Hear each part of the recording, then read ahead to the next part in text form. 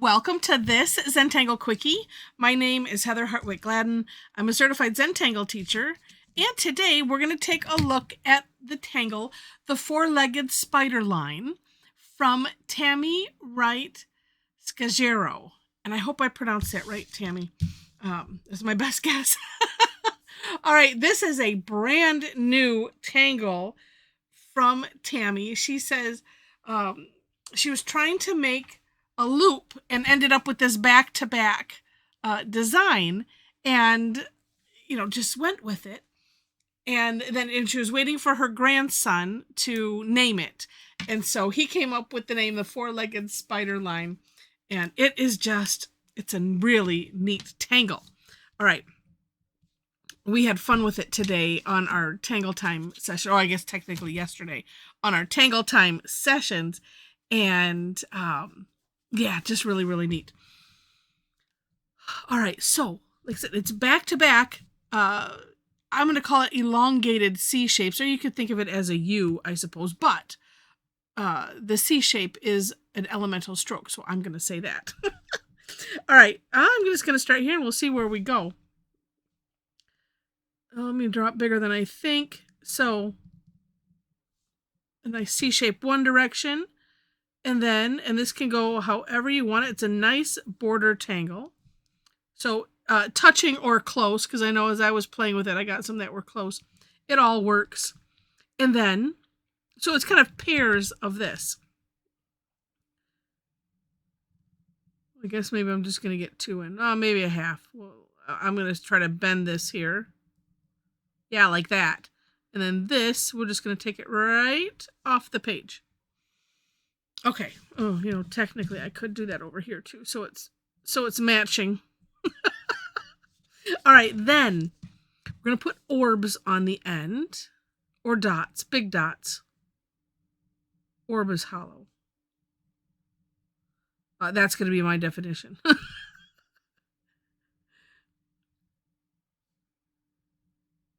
And of course, whatever size.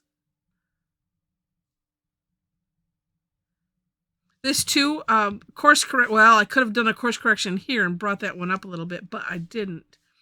But sometimes, if you have them uneven, like you can start the dot on the end and bring it in if you need to adjust your space. Or, like I said, I could have brought that line up and then filled it in.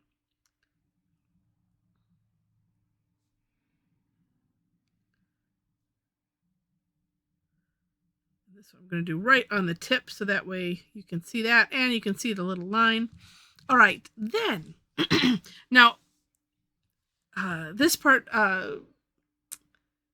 Tammie does share another idea, but I really like the way she did it in the original. Up to you, of course, but we're just going to put a little C shape, going over that crevice there. And you can either do single, or, do a double at, whatever combination or order, I should say, that you want to do them in. Because Tammie split it up, I split it up also. I think I might have done this because I'm not looking at my step out like this, and then come back like that. Again, the order doesn't matter, whatever works best for you. On the step outs, I always just make it so that way we can see easily. Oh, that's what I'm doing there. That's what I'm doing there. And not that it's necessarily a complicated thing. It's just for clarity. That is it. And it's so cute. And I don't think I didn't do any shading on my version of the step outs. And then as we were playing with it, I thought, oh, well, wait, no, I got an idea. And I'm going to do that here. So I decided putting some graphite let's spread it out at the top of the why do I want to say top of the C shape, because that doesn't make any sense. You see where it is.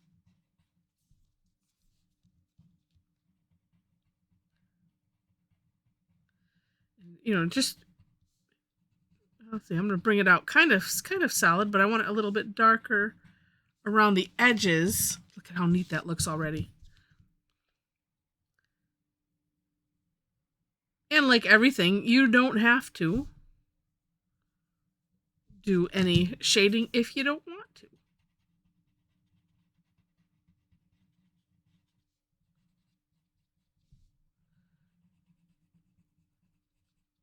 But I thought that looked neat. We'll add a little bit here as if it's coming out.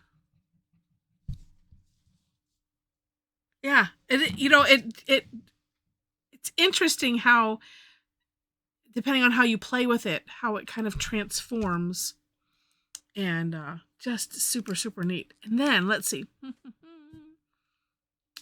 playing wise.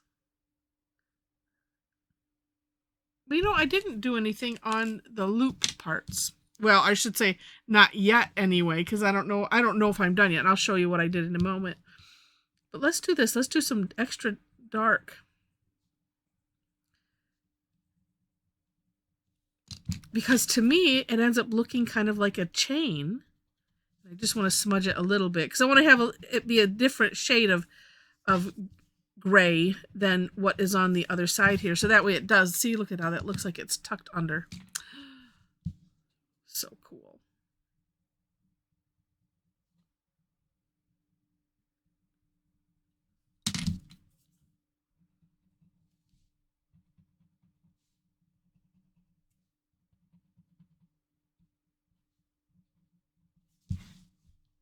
Like that. Like I said, it's just really, really cool. Oh, and now I'm all of a sudden, oh, you could aura the whole thing too. I'm going to leave it as, well, I might go back on some of these ones that I did. Well, maybe. We'll see. That could look really neat to just do it. Okay, let's do it. You talked me into it. Because I didn't do it on the other one, so we can still see. So let's do.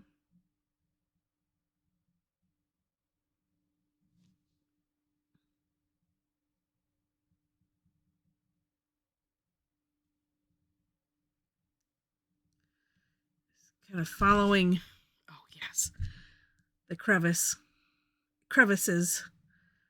the contour. That's the word I was really looking for. But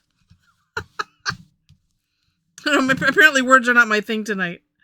My brain is in tangle mode.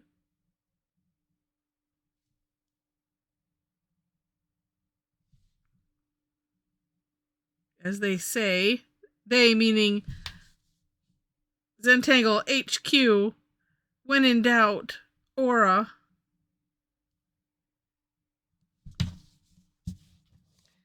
It's just neat. You could do a double one.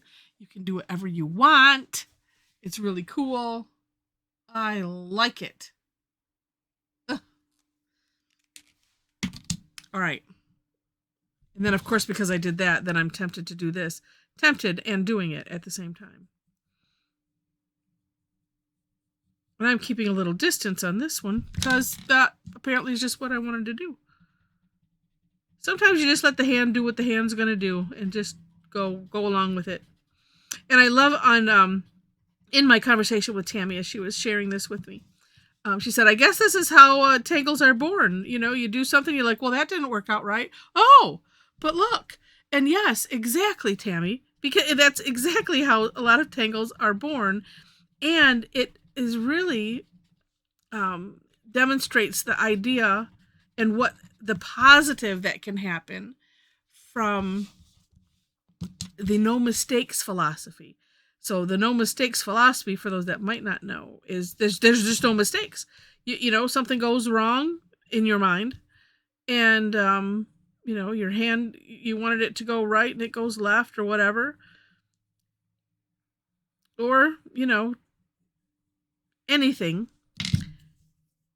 And the idea is to just go with it. It's like, oh, all right. When life gives you lemons, you make lemonade type of thing.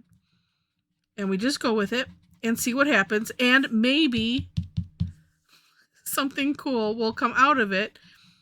And it's a fun mental exercise, really, to play with that concept and not let something that happens get you down or feel like, oh, I need to throw it away. Oh, heck no, don't throw it away.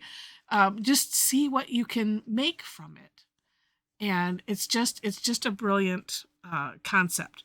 And in my opinion, hardest thing to do in Zentangle. So easy to say, but not so hard to do. It is just, and then you just tell yourself, no mistakes, no mistakes. As Mom says, only piece of paper, keep adding it, keep adding stuff. And my friend Diane will say, well, if you don't like it, just means you're not done with it yet. And then if if you've messed with it for a while and you still don't like it, grab your white pen and, add some little things here and there. And it's amazing. It's magic. All right. Speaking of, here's the fun that I had on our AM session, and using the four-legged spider line as a border. I might come back and aura that. I don't know, because that looks really that would look really neat. I could do a lot of auraing in there. Oh, that gives me other ideas, because I wasn't quite finished and I wasn't sure what to do, but I have an idea now. Yeah, and add some cement in these sections. That's what I'm going to do.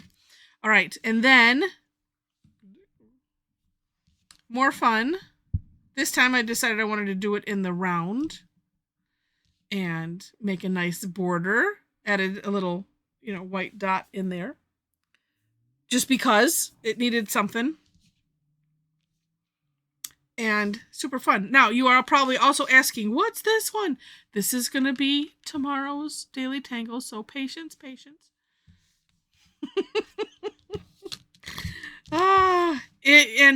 If you've enjoyed this, and I hope you have, please click on the like button. And if you liked it enough to see more, especially if you want to see this tomorrow,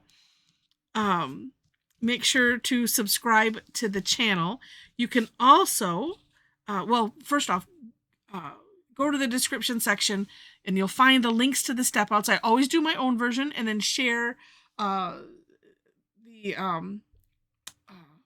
link to the creator of the Tangle. And in this case, so I'm going to create a blog post. So if you subscribe to my blog, go to my website. Same thing. Link is in the link tree. Then you will get that notice when we're introducing new tangles like this. And then you can see all of the cool pictures, the, samples and all of that kind of thing. If you are interested in this kind of fun, these are the free sessions that I do, called Tangle Time. They're on Thursdays. I do 2 of them. We do the same tangles, both sessions, and you just get to play and, have fun. A lot of people come to both, if the, time and works out for them, and it's just a lot of fun. Links to follow me for classes are on the link tree in the description section. A couple ways to follow. Also, if you would like to join us on Facebook, we have a private group, Tangle Addicts Community, for our Tangle Addicts community. Click that link, answer the 4 questions, and then as soon as I see that, then I will click accept, and you will be in. And we have so much fun there. It's a really great time. Let's see, because I've done things out of order, which is fun. I think I probably hit everything. So, I'm just so enamored with this. All right. Well, with that, thank you again so much for watching, and I wish you happy tangling.